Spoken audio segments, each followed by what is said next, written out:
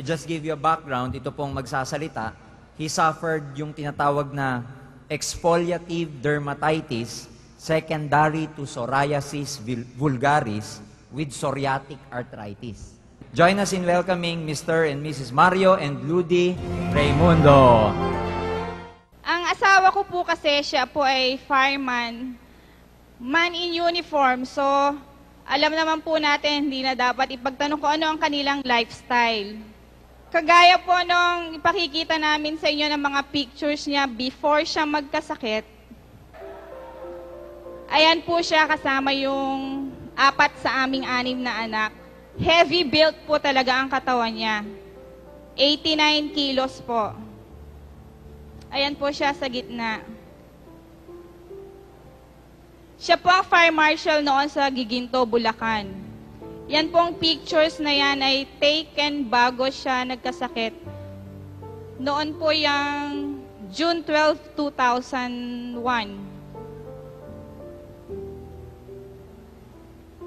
Noong pong time na yon, nag-uumpisa na siyang makaramdam ng arthritis. Kasi nga po, sa sobrang hilig sa pagkain, sa pag-inom, ayun, unti-unti nagkakadepresya na sa katawan. So, tumaas po ang uric acid niya. Tinry po niya na mag-jeta. Yung pag-jeta na yon, ang nakasama pala sa kanyang health dahil nabigla na bumagsak yung resistensya niya. Humina ang immune system.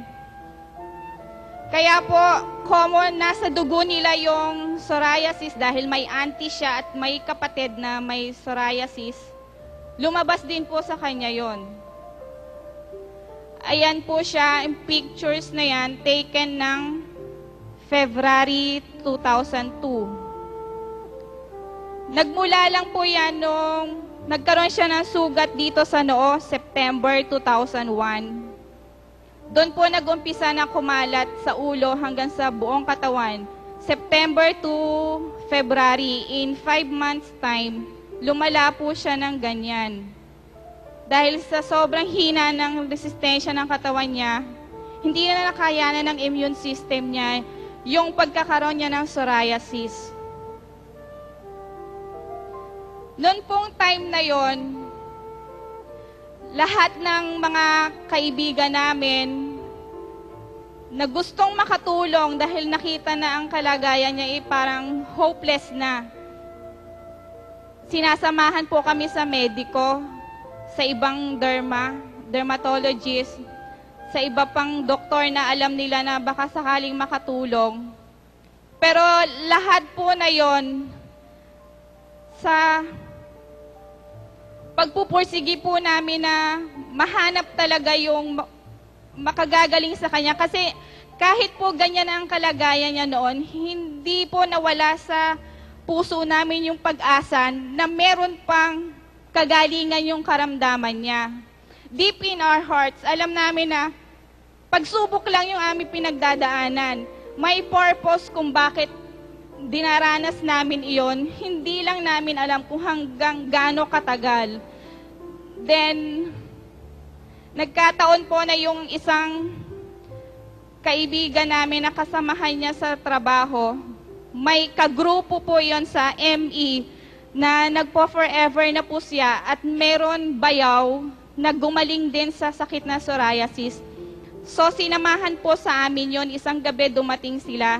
Habang kinakausap po namin sila, may duda sa aming isip na baka, kasi nadinig ko na pang Forever Living dati pa, 1998. May nagre-recruit na po sa akin, pero hindi ko siya pinansin. Pinagbigyan ko lang siya na nag-sign up ako, pero hindi ko inintensyon na alamin kung ano yung negosyong nilalapit niya sa akin. So, habang kausap po namin sila, nandun yung duda na tipong, ano ba itong mga tao na to? Ganito na yung kalagayan namin, parang gusto pa kaming irakit. Pero, doon nga po kasi sa kalagayan yun noon na halos lugaw na lang yung kaya niyang kainin, 2 kutsara, umaayaw na.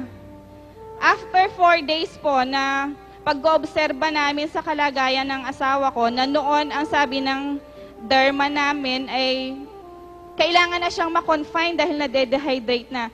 Sobrang dami na po yung natatanggal na balat na sa isang maghapon, 2 dustpan ang nawawalis namin sa buong kwarto. Sa bilis ng pagpapalit ng balat niya, na doon naman tumatapon yung nutrients ng kanyang katawan. So, lugaw lang po ang kinakain, tapos ganun kabilis tumatapon ang balat niya. Wala nang nutrients na pumapasok sa ibang parte, sa ibang organs ng katawan. So, nag-isip na kami, ba't hindi natin subukan? Kung sabi nila food supplement ito, baka sakali nga na makatulong.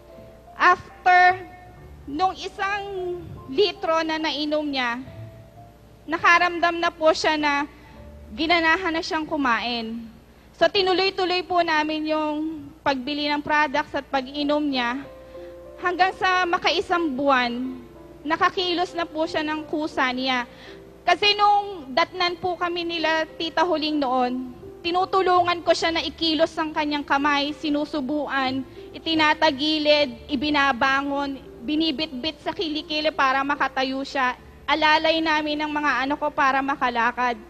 Talagang hirap na hirap po ang kalagayan niya noon. Halos para kang nag-alaga ng sanggol na malaki. Lahat ng kailangan niya sa katawan, gagawin mo para sa kanya. So, nung makita po namin na may improvement dun sa pag-inom niya ng products, tinuloy-tuloy lang po namin yon hanggang after 6 months, nakakalabas na po siya ng bahay.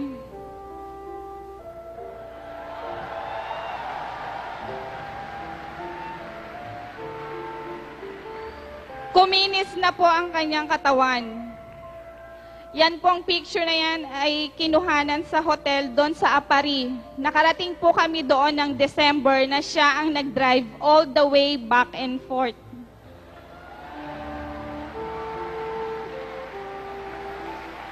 Gusto niyo na po ba siyang makita ng personal?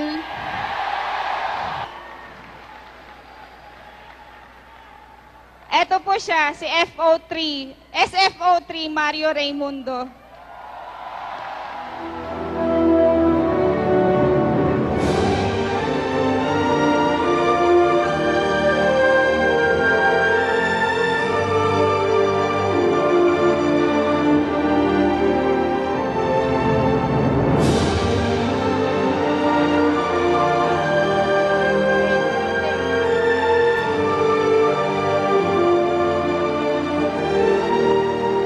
Morning po! Nung una po, ayoko sana. Kaya lang, gusto ko makatulong. Kaya ho, pumayag na rin ako. Ilang beses na ho kaming iniimbita sa Green Hills na magsalita, pero tinanggihan po namin. Kaya lang, nung maisip ko ho, siguro marami kami matutulungan. Kaya pumayag na rin po ako.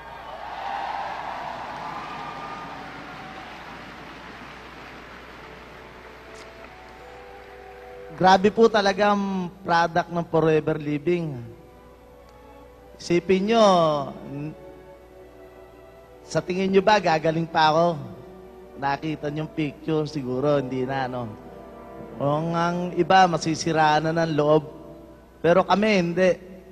Basta, nung mag-umpisa kami gumamit ang product, itinuloy-tuloy lang ho namin.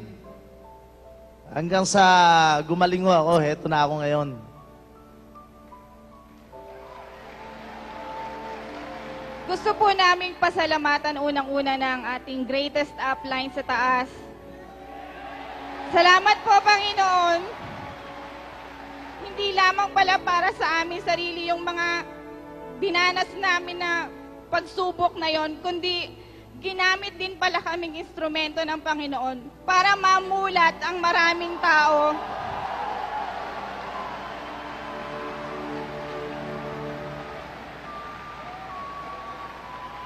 Na kahit po gaanong kabigat ang karamdaman na dadapo sa ating katawan, meron pong inihanda ang ating Panginoon. May ginamit siyang mga tao bilang instrumento para ihatid sa atin ang lunas na yon.